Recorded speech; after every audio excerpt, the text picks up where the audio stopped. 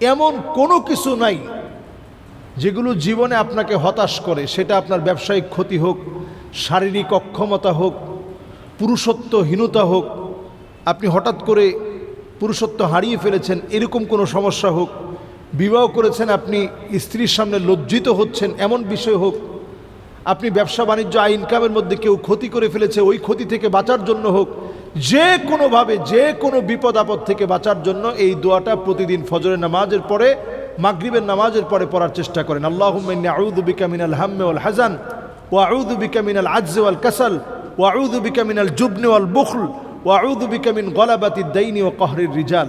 এই ছোট্ট দোয়াটা আমরা মুখস্থ করে নেই। আমরা মিডিয়ার কল্যাণে ইনশাআল্লাহ এই দোয়াগুলো আমরা মুখস্থ করি, বারবার শুনি, বারবার পড়ার চেষ্টা করি।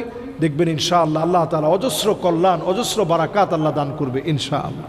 এই পৃথিবীতে আমরা এমন একটা মানুষও নাই যে মানুষটা দুঃখী না। কোনো না কোনো দুঃখ, যন্ত্রণা, যাতনা প্রত্যেকের জীবনে আছে। বিশেষ করে প্রবাসী ভাইদেরকে বলি, তারা অনেক কষ্ট করে, অনেক দুঃখে থাকে, অনেক কষ্ট করে, অনেক যন্ত্রণা যাতনা সহ্য করে। এই সবটুকুন প্রবাসীরা করে শুধুমাত্র দেশের মানুষগুলোকে একটু খুশি রাখার জন্য, একটু আনন্দে রাখার জন্য। দিন শেষে প্রবাসীরা তেমন কিছুই পায় না। নানা রকমের জুলম হয় প্রবাসীদের সঙ্গে। ভাই, এতে করে আপনি হারিয়ে যাবেন না। আপনি মনে রাখবেন, পৃথিবীর সবাই আপনাকে ভুলে যেতে পারে, আল্লাহ তাআলা আপনাকে ভুলবেন না। আল্লাহ রাব্বুল আলামিনের কাছে আপনি একটু চাইতে শিখেন। কিভাবে আল্লাহর কাছে চাইতে হয় একটু জানেন, আপনি চেষ্টা করেন আল্লাহর কাছে চাইতে, আল্লাহ তাআলা আপনাকে দিবেনই দিবেন।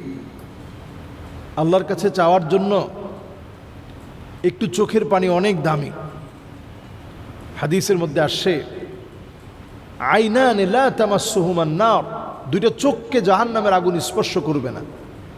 আইনুন বাকাত মিন খশিয়াতিল্লাহ, যেই চোখগুলো আল্লাহর জন্য কাঁদে, আল্লাহর জন্য যেই চোখটা অশ্রুসিক্ত হয়, যেই চোখটা আল্লাহর জন্য অশ্রুসিক্ত হয়ে যায়, ওই চোখটা আল্লাহর কাছে বড় দামি চোখ। এই জন্য আমাদের এই চোখগুলারে আমরা দামি বানানোর চেষ্টা করি। মাঝে মাঝে আল্লাহর কাছে কাঁদবেন, একটু একটু বসছেন, একাকী মসজিদে বসে আছেন, আল্লাহরে ডাকতেছেন, তখন একটু চোখের পানি ছেড়ে আল্লাহর কাছে কাঁদেন। দেখবেন আল্লাহ তাআলা দোয়া অবশ্যই কবুল করবে, হতাশা দূর করবে। একাকী থাকলে আল্লাহ তাআলা আপনার সবচেয়ে কাছের হয়, আপন হয়। এই একাকী থাকাকালীন সময়ে একটু আল্লাহকে মনের কথাগুলো খুলে বলবেন। প্রবাসীরা বিশেষ করে ঈদের সময়ও তারা হাসতে পারে না। ভালো খাবার না খেয়ে আত্মীয় স্বজনের একটু মুখে হাসি ফোটানোর জন্য এই টাকাগুলো পাঠিয়ে দেয়। এই মানুষগুলোরে দুঃখ না দেয়া। জীবনে প্রত্যেকেরই পরীক্ষা আসবে, প্রশ্নটা ভিন্ন ভিন্ন হতে পারে, প্রশ্নপত্রটা বিভিন্ন রকমের হতে পারে, কিন্তু প্রশ্ন আপনার আসবেই, প্রশ্নের উত্তর দেওয়া লাগবেই, পরীক্ষা আসবেই।